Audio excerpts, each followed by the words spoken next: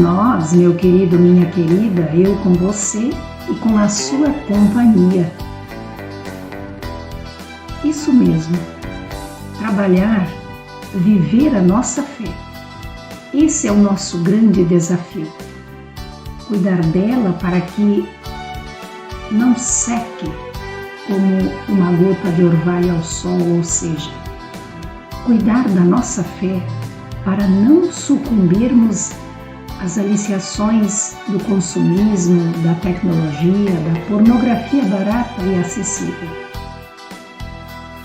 Cuidar para que o amor que está em seu coração não se afunde no mais fácil e no pronto. Trabalhar para não trair os mais fracos nem abandonar os vitimados pelo percurso da vida. Assim é a vocação. Isso é viver a vocação.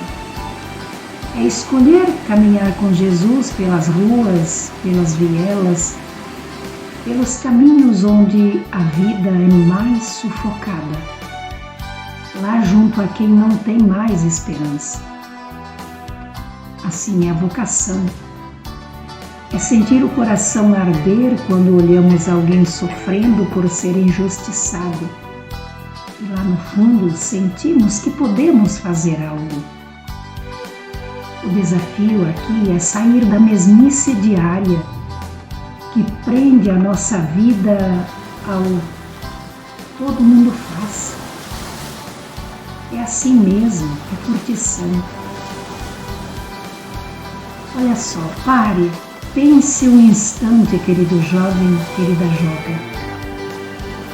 Vamos sem medo escolher e viver bem a vocação?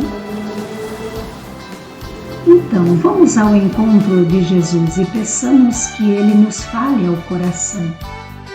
Seja na palavra que ouvimos, seja na celebração que participamos, na oração que fazemos, lá no nosso trabalho, na nossa escola, quando estamos com nossos amigos.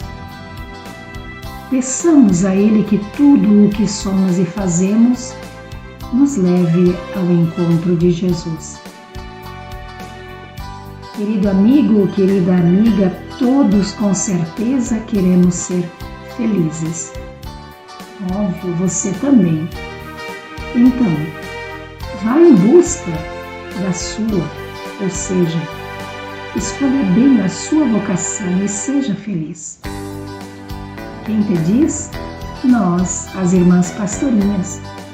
Procure a gente, te ajudaremos com as suas dúvidas. Venha viver conosco a vocação para cuidar da vida. Graça e paz.